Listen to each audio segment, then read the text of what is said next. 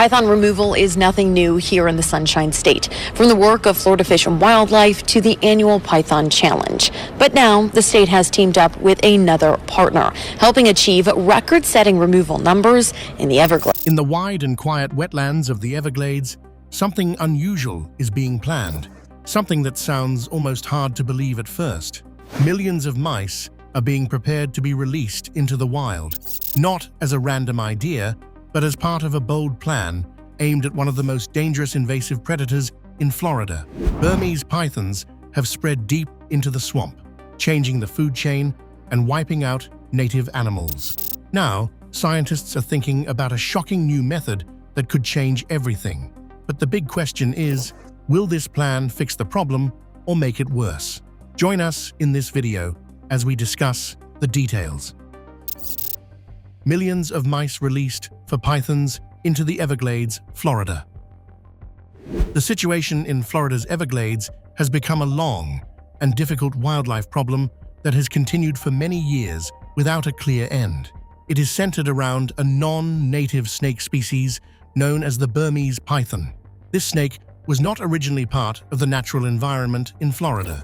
It arrived through human activity many years ago and slowly began to spread across wetlands, forests, and water areas where it found warm conditions and plenty of food. Over time, the population of these snakes grew in a way that surprised wildlife managers. The Everglades environment gave them everything they needed. There is water, thick vegetation, and many small and medium animals that the snakes can feed on. There is also very little cold weather, which means the snakes do not face natural limits that would normally reduce their numbers in other regions. Because of this, they survived easily, reproduced, and continued expanding their presence. Wildlife agencies have been trying to control the situation for years. Different programs have been introduced, including organized hunting efforts, tracking teams, and public competitions where trained hunters search for and remove snakes. These efforts have removed more than 10,000 pythons over several years, which sounds like a large number at first. However, when compared to the estimated total population, it is still not enough to make a lasting impact. One of the major challenges is how difficult it is to locate the snakes. The Everglades is not open and simple land. It is filled with thick grass, shallow water, muddy areas, and dense plant cover. The snakes blend in very easily with their surroundings. They do not make much noise, and they often stay hidden underwater or deep in vegetation. Because of this, even trained teams spend many hours searching before they find a single snake. Reports from field operations show that it can take around 12 hours of combined effort from different teams just to capture one python. This includes tracking, searching, setting traps, and physically retrieving the animal. This shows how time-consuming and slow the process is. It also shows that even with strong effort, the number of snakes removed does not match the speed at which new snakes are being born. Another major factor is reproduction. Female Burmese pythons can lay large numbers of eggs at once, sometimes around 100 eggs in a single breeding cycle. This means that even if many adult snakes are removed, new ones continue to replace them. The population keeps rebuilding itself naturally, which makes long-term control extremely difficult. Because of these challenges, scientists and wildlife managers began to describe the snakes as almost invisible within the ecosystem. They are present, but not easily seen. They are active, but not easy to track. They behave in ways that do not match normal predator patterns, which makes traditional hunting methods less effective. There is also a wider ecological impact already visible in the Everglades. Many small animal populations have declined significantly. Some reports suggest that species such as raccoons, rabbits, and certain birds have been reduced in large numbers in areas where pythons are common. This is because the snakes feed on a wide variety of animals and do not rely on just one food source. They simply consume whatever they can swallow. The feeding behavior of these snakes is also very important. Burmese pythons are large predators. They can consume animals much larger than expected for a snake. In some cases, they have been found with deer remains inside their bodies. This shows how powerful and adaptable they are as hunters. They are not limited to small prey, and this increases their impact on the ecosystem. Because of all these combined issues, high reproduction, strong survival ability, wide diet range, and difficulty of detection, the Everglades python problem has become one of the most complex invasive species challenges in North America. Even with continuous human effort, the population has not shown clear signs of decline. This is why researchers began to consider alternative strategies. Traditional hunting alone was not enough. Traps were not enough. Even large, organized programs were not enough. The situation required thinking beyond normal wildlife control methods, which led to the development of more experimental ideas that attempt to target the population in a different way. If hunting isn't working, what new method is being considered, and what risks could it bring to the Everglades? Stay tuned for more. Experimental control methods and the risk to the ecosystem. Because traditional methods of controlling the python population have not worked at a large enough scale, scientists began exploring more unusual and experimental approaches. One of the most discussed ideas involves aerial deployment of bait using helicopters. In this method, dead mice are dropped from the sky into specific parts of the Everglades. These mice are not ordinary. They are prepared with a chemical substance that is toxic to certain snake species. The mice are also designed in a special way. They have small attachments that help them catch on trees and plants so they do not fall straight to the ground or into water. This increases the chance that snakes moving through vegetation or climbing areas will encounter them. The idea is to place bait in the natural movement paths of young snakes. This method is partly inspired by earlier events on another island, where an invasive snake caused massive ecological damage. In that situation, the native bird population was destroyed because the birds had no natural fear of predators.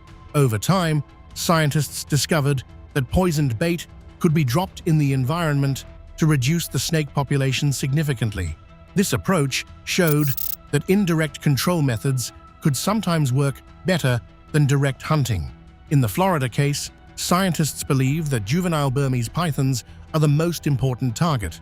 This is because young snakes are smaller, more active in trees and vegetation, and more likely to eat rodents.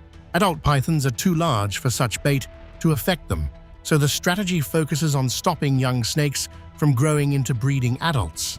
The long-term goal of this method is not immediate removal, but population reduction over time. If enough young snakes are removed before they reach adulthood, then fewer new snakes will be born in the future. Over many years, this could slowly reduce the total population. However, this approach carries serious risks. The Everglades is one of the most complex ecosystems in the region. It is home to hundreds of bird species, many mammals, reptiles, and aquatic animals. When any substance is introduced into such an environment, it does not stay limited to one species. It moves through the food chain. One major concern is accidental poisoning. Animals such as raccoons, opossums, and birds may eat the bait directly. Even if they survive, the chemical could pass through their bodies and affect predators that eat them later. This creates a chain reaction that is very difficult to control or predict. Another serious concern involves endangered species, especially the Florida panther. With only a small population remaining, even small losses can have a major impact. Panthers are large predators, but they do sometimes eat small animals when available. If they come into contact with poisoned bait, the consequences could be fatal. Native snake species are also at risk. Some of them, such as the eastern indigo snake, actually help control python populations by eating younger snakes. If these native predators are harmed, it could weaken the natural balance even further instead of restoring it. There is also uncertainty about water contamination. Since parts of the Everglades are wetland, some bait will fall into water. Fish and aquatic animals may interact with it, spreading effects through another layer of the ecosystem. Past wildlife control programs in other countries have shown similar patterns. While they may reduce target species, they often affect non-target animals as well. Over time, even target species can sometimes develop resistance, reducing effectiveness. Because of all these factors, the situation remains highly uncertain. The method has potential to reduce python numbers, but it also carries a risk of harming the wider environment. The final challenge is finding a balance between controlling an invasive species and protecting the native ecosystem that already exists. Since Australia has already used poison-based methods to control invasive animals, what does that experience reveal about how such strategies actually work in real environments? Let's delve deeper. The hidden risks of using poisoned bait to control invasive snakes. Reports on past and current wildlife control efforts show that invasive snake species have caused very serious damage to nature in both island areas and wetland areas. One well-known example comes from a small island in the Pacific Ocean. A non-native snake was brought there by accident through human transport. At first, people did not see it as a big danger. The snake was small, not aggressive toward humans, and it was hard to even notice in the thick forest. But over time, things changed in a very bad way. The snake population grew larger and spread across many forest areas. It started to affect local animals in a serious way. The main problem was that many native birds on the island had lived for thousands of years without any ground predators. Because of this, they did not develop any natural defense habits. They did not hide their nests well, and they did not fear animals climbing trees. They simply lived openly in the forest. The snakes took full advantage of this. They climbed trees easily, reached bird nests, and ate eggs and baby birds. As the snake numbers increased, the damage became very clear. Some bird species stopped having babies completely. Other bird populations dropped by more than 90%. Over time, the forest became very quiet. The sound of birds became rare. This also caused other problems in nature because birds help spread seeds and support plant growth. Without them, many plants also began to suffer. In Australia, a different method has been used to deal with invasive animals. A poison called sodium fluoroacetate, also known as 1080, is used to control animals like foxes, wildcats, and dogs. This poison is found naturally in some Australian plants, so local animals have slowly developed some resistance to it over many years. However, this method also has problems. Some native animals can still be harmed if they eat poisoned animals by mistake. Birds that eat dead animals, and some reptiles, can also be affected in certain situations. There is also another issue. Over time, some invasive animals may become less affected by the poison. This means the method may not stay strong forever. Because of these mixed results, the Australian case is seen in two ways. It is seen as a success because it helps reduce harmful animal numbers. It may reduce harmful snake numbers, but it can also affect other animals that are not the target. So the big question remains: if poisoned bait is not the only option, what other new and unexpected ideas could be used to control the Burmese python problem in a better and safer way? Let's find out. The beginning of new control methods in the Everglades. In South Florida, a new and unusual method has been introduced to deal with the growing problem of Burmese pythons in the Everglades. This method uses robotic rabbits. These are not real animals. They are machines made to look, move, and even smell like real marsh rabbits. They are placed in swamp areas where pythons normally hunt. The purpose is very simple. It is to attract the snakes so that they can be found and removed more easily by wildlife teams. These robotic rabbits are built with simple but smart technology. Inside them are small machines that produce heat because real rabbits are warm animals. They also release smells that are similar to real prey animals. Some of them can even move a little, like twitching or small body shifts. This helps make them look alive to a hunting snake. They are also powered by solar energy, so they can stay in the swamp for a long time without needing frequent human attention. Cameras are also attached to some of them so that wildlife workers can see when a python comes close. Before this robotic system was introduced, other methods were already being used in the Everglades. One of these methods involved trained dogs. These dogs were carefully trained to smell Burmese pythons even when the snakes were hiding deep in grass or water. Dogs like Truman and Elalina were used in field operations. They worked with handlers who guided them through the swamp. When the dogs picked up a scent, they would lead the team to the snake's location. This helped in finding pythons faster than human search alone. Even though the dogs were useful, there was still a big problem. The Everglades is very large. It covers more than 1.5 million acres. This means even strong detection dogs can only cover a small area at a time. Many snakes still escape detection because they move quietly and hide very well. The environment itself is also difficult. There is deep water, thick plants, and very hot weather. All of this makes searching slow and hard. Before the use of both robots and dogs, another method was tested. This method used live marsh rabbits. Since pythons naturally hunt rabbits, scientists placed live rabbits in controlled areas to attract the snakes. This did work in some cases. Pythons did come toward these areas, and some were captured. However, this method created serious concerns. Many rabbits were attacked by the snakes before researchers could stop it. This raised questions about whether it was right to use living animals in this way.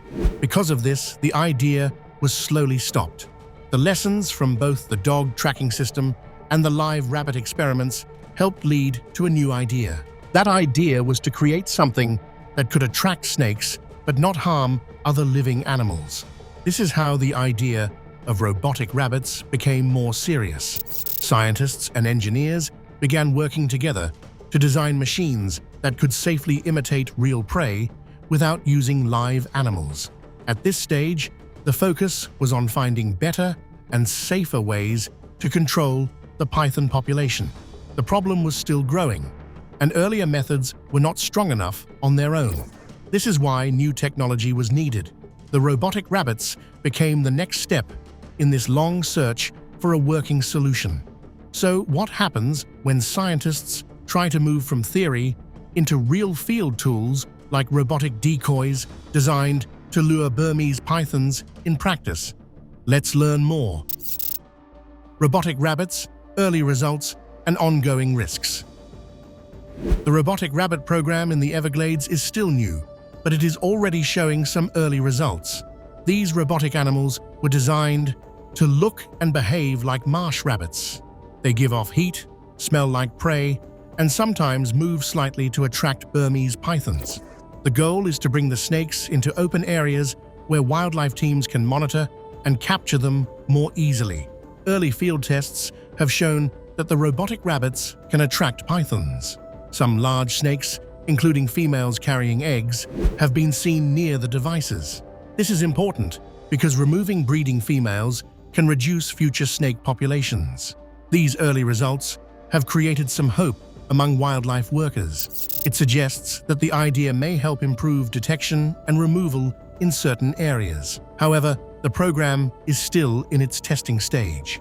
The Everglades is a very large and complex environment. It is not easy to control what happens there. Even if the robotic rabbits work in small areas, it is not yet clear if they can work across the entire region. The number of pythons is still very high, and they continue to reproduce quickly. This means that even successful captures only solve a small part of the larger problem. There are also risks and concerns. The Everglades is home to many different animals, not just pythons. It has birds, fish, reptiles, and mammals that all depend on the same environment. Because of this, any new method must be very careful.